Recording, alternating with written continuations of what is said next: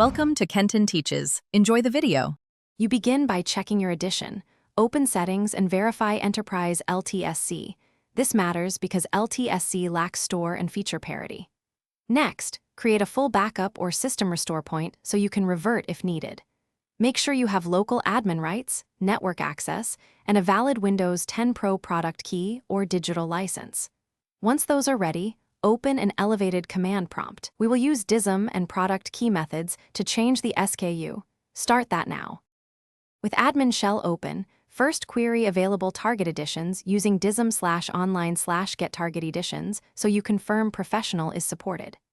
Then execute dism/online/set edition, professional with your pro product key, and accept the EULA. This tells Windows to switch SKU and trigger necessary package changes. The tool may download components or enable features. Let it run. Do not interrupt. Once DISM finishes successfully, the system will schedule a restart to apply the after reboot, sign in and verify settings activation shows Windows 10 Pro and your license status. If it reads activated, you're done. If activation fails, first re-enter the key using SLMGR. VBS/IPK and force online activation with SLMGR.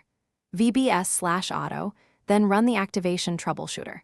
If the SKU change didn't complete or system remains LTSC, prepare an in-place upgrade with a Windows 10 Pro ISO or perform a clean install. Only after confirming your backups and licenses.